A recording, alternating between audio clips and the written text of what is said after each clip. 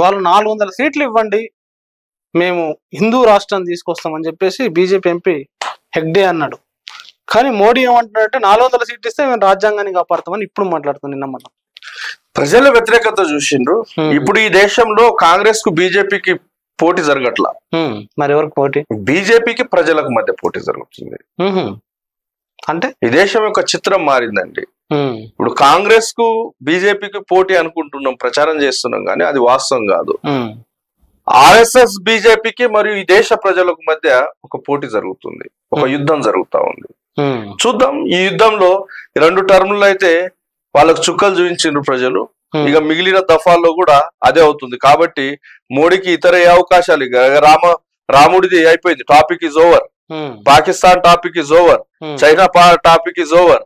ఇక విద్వేషాలు ఎన్ని వెళ్ళగా కాలం అన్ని టాపిక్స్ అయిపోయినాయి. ఇప్పుడు ఏమనాలా, తిరిగి ఏదైతే బాంబు దాడుల ద్వారా ముస్లిం కమ్యూనిటీని బ్లేమ్ చేయడానికి ప్రయత్నం చేసిండ్రో ఆ అస్త్రాన్ని మీరు ఈ దేశం యొక్క ముఖ చిత్రాన్ని చూసినట్లయితే మీడియా స్వేచ్ఛలో ఈ దేశం ఏ పొజిషన్ లో ఉంది? రీసెంట్ ఒక సర్వే వచ్చింది, 180 దేశాల్లో భారతదేశం 161వ ప్లేస్ లో ఉంది.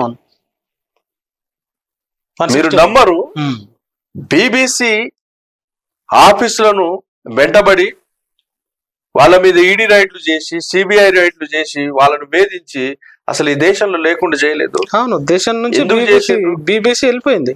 ఎందుకు చేసిండ్రు? బీబీసీ చేసిన నేరం ఏంటి? ఏంది నేరం? 2002లో గుజరాత్ గోద్రా అల్లర్లలో ఆ హత్యాకాండకు కారకుడే నరేంద్ర మోడీ అని బ్రిటిష్ పార్లమెంటరీ బృందం ఒక రిపోర్ట్ సబ్మిట్ చేస్తే, ఆ బ్రిటిష్ పార్లమెంటరీ బృందం ఇచ్చినటువంటి రిపోర్ట్ మేరకు అతను ఒక డాక్యుమెంట్ చేసుకొని ప్రచారం చేశాడు. వాళ్ళ మీద ఒత్తిడి పెంచిండ్రు. వాళ్ళు జాతీయ ప్రమాణాలను పాటించే వాళ్ళు కాబట్టి నరేంద్ర మోడీ ఒత్తిళ్లకు తలొగ్గలేదు, భయపడలేదు.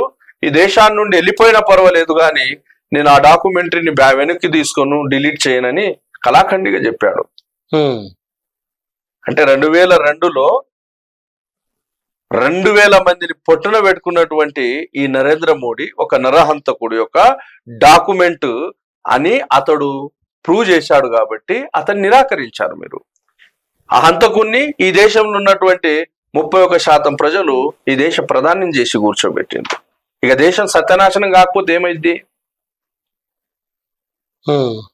అంటే ఫైనల్ గా 3వ మమ్మల్ని గెలిపియండి అని చెప్పేసి వాళ్ళు అంటున్నారు. 3వ కూడా మాకు అధికారం ఇస్తే దేశాన్ని 2047 లోపల ఒక స్వర్ణ యుగాన్ని తీసుకొస్తాం, దేశంలోకి ఒక డెవలప్డ్ కంట్రీ చేస్తాం అంటారు.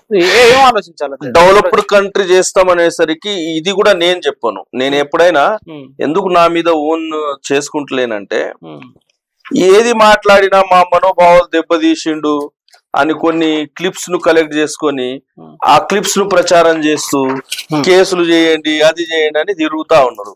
3వసారి వస్తే ఏం జరుగుతుంది అనేది నేను చెప్పాను.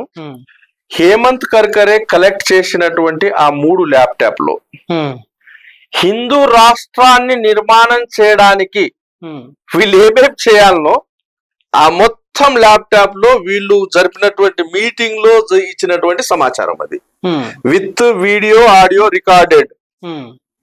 ఆ 40 వీడియోలలో హిందూ రాష్ట్ర నిర్మాణం చేయడానికి వీళ్ళు ఏ విధంగా వెళ్ళినట్లయితే హిందూ రాష్ట్ర నిర్మాణం అవుతుందో ఈ 10 సంవత్సరాలు యాజ్ ఇట్ ఈజ్ గా ఈ దేశంలో పాలన అలానే జరిగింది.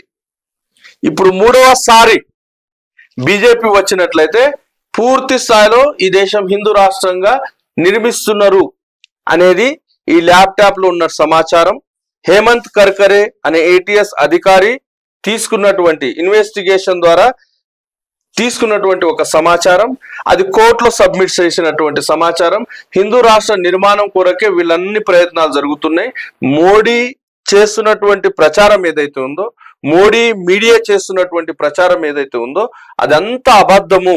అబద్ధాల పునాదుల మీద వీళ్ళు తిరిగి రావాలనుకుంటున్నారు, అబద్ధాల మీద తిరిగి రావాలనుకుంటున్నారు. తిరిగి వచ్చినట్లయితే ఆ భారత రాజ్యాంగాన్ని కంప్లీట్లీ ఖతం చేసేసి వీళ్ళు హిందూ రాష్ట్రాన్ని నిర్మాణం చేయాలనుకుంటున్నారు.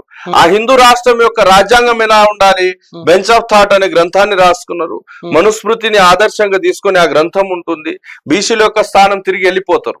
అంటే శంభుకుడు చదివినందుకు రాముడు ఎట్లా హతమార్చిండో బీసీలకు అటువంటి కాలం రాబోతుంది. అంటే ఇప్పుడు హిందూ రాష్ట్రం అంటే 80% ఉన్న హిందువులకి మంచి చేసేది కదా, మేలు చేసేది కదా. నేనేమంటున్నా, ఈ దేశంలో 52% బీసీలు హిందువులే కదా. 1950లో రాజ్యాంగం అమల్లోకి వచ్చి 52% రిజర్వేషన్ ఇవ్వాలని చెప్తే 1993 వరకు 27% ఇవ్వడానికి మీకు ఇప్పటి వరకు ధైర్యం కాలేదు. బీసీలు హిందువులు కాదా? కాదా? ఇప్పటి వరకు జడ్జెస్ లో బీసీలు ఎంతమంది ఉన్నారు? ఆ ఐఐటీస్ లో బీసీ స్టాఫ్ ఎంత ఉంది? ప్రొఫెసర్లు ఎంతమంది ఉన్నారు? మెడికల్ కాలేజ్ లో బీసీల ఎంప్లాయ్మెంట్ ఎంత ఉన్నది? ఇవన్నీ తీయండి. బీసీలకు ఇట్ సెల్ఫ్ గా వాళ్ళ పరిస్థితులు అర్థమైతే బీసీలు హిందువులు కాదా అంటున్నా. బీసీలు హిందువులే కదా. నేను చెప్పట్లేదు.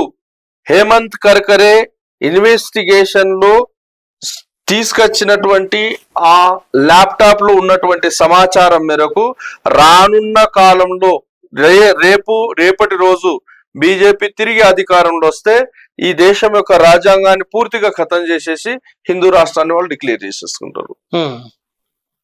వాళ్ళ దగ్గర ఉన్నటువంటి అన్ని ఫోర్సెస్ ని యూజ్ చేస్తారు వాళ్ళు. అదే అంటున్నారు, హిందూ రాష్ట్రాన్ని చేసుకుంటామని వాళ్ళు అంటున్నారు. అన్నప్పుడు హిందువులకు లాభమా నష్టం అనే చర్చ కూడా పెట్టుతున్నారు. ఇప్పుడే చెప్పాను కదా, ఇప్పుడు ఉన్న శ్లోకంలో వీళ్ళందరూ హిందువులు కాదండి. మళ్ళీ ఒకవేళ వాళ్ళు మనస్మృతిని పెడితే, ఇప్పుడు రాజ్యాంగం మనుస్మృతిని మళ్ళీ పెడితే, ఇప్పుడు మనుస్మృతి శ్లోకమే నేను చదివింది.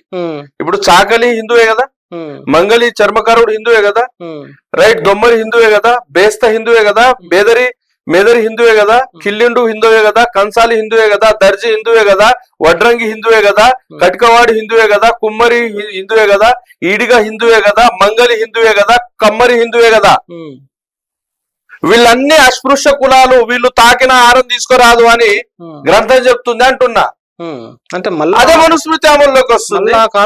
అంటే అటువంటి అంతగా ఇది లేకపోయినా డైరెక్ట్ ఇండైరెక్ట్ గా అదే ఉంటదండి. ఇప్పుడు కుల వివక్షత పోయింది అంటున్నాం, పోయిందా? పోలేదు, దాని రూపం మారింది.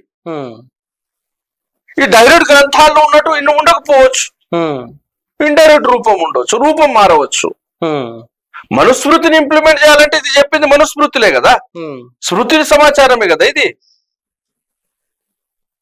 నేనే ఓన్ రాసి చెప్పట్లేదు కదా. హిందూ రాజ్యం వస్తే ఇక హిందూ గ్రంథాలే మరి చెప్తున్నాయి, అవమానిస్తున్నాయి. అదే జరుగుతుంది రేపు దేశంలో.